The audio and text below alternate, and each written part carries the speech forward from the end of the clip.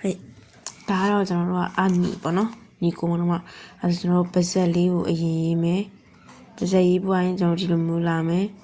အပြီးွားရင်ဒီလို6လေးနှောင်းထားရတယ်အဲ့ဒါကိုအနီအကိုလို့ခေါ်အဲ့ဆိုကျွန်တော်တို့ကဒါအကိုအဲ့ဆိုဒါလေးကကျွန်တော်ညီလေးပြီလားပေါ့နော်ညီလေးကဂျိုးလေးနဲ့ချောင်းရင်ဆွဲမယ်ဒီလိုလာမယ်ပြီးဒီလိုလာမယ်ပြီးဒီလိုလေးသွားပြီးဒီပေါ်နေလှုပ်ချောင်းလေးဆွဲချအဲ့ဒါကိုအိုတိုးတိုညီလေးအဲ့ဆိုကျွန်တော်တို့နှစ်ခုပေါင်းတာကိုကျောတာညီကိုမောင်တို့မှဒါဆိုကျွန်တော်တို့ဒီကကျွန်တော်တွဲလုံးလေးကိုတစ်ချက်သွားကြည့်အောင်ဒါဆိုရင်ဆင်းဆိုင်ဆိုတာ3နှစ်ဆင်းဆိုင်တူရှိဥရဲ့နော်အာနီကအီမောဆိုတာညီ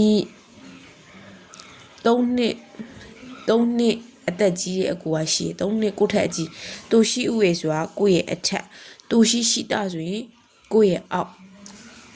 အဲ့ပဲနောက်တစ်ခုဒါကကြောင့်အိုတိုတိုက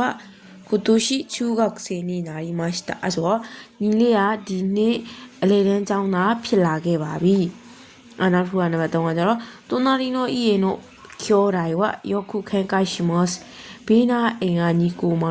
စ်ယောက်ကよく喧嘩します。မကြာခဏရန်ဖြစ်တယ်။ဟိုလေ義理の兄は私より年下です。義理ဆိုတာကျွန်တော်ကဘယ်လိုလဲဆိုတော့ရောက်ဖကိုပြောမှာပေါ့။အိမ်အောင်ဘက်ဖြစ်လာတဲ့ကိုယ့်ရဲ့ကိုလက်ထက်လိုက်တဲ့လူရဲ့အကိုအဲ့ရောက်ပါကကျွန်တော်ထက်ငယ်ပါတယ်သူရှိတာတဲ့ဆိုတာကိုထက်ငယ်ပါတယ်ဆိုရတဲ့ပဲနောက်တစ်ခုကကျတော့ကီရီနိုအိုတိုတိုကဒိုင်ဂက်စီဒက်ကျွန်တော်တို့ရောက်ဖငယ်ကဒိုင်ဂက်စီဒက်မူလာနဲ့အလုံးတက္ကသိုလ်ကျောင်းသားဖြစ်ပါတယ်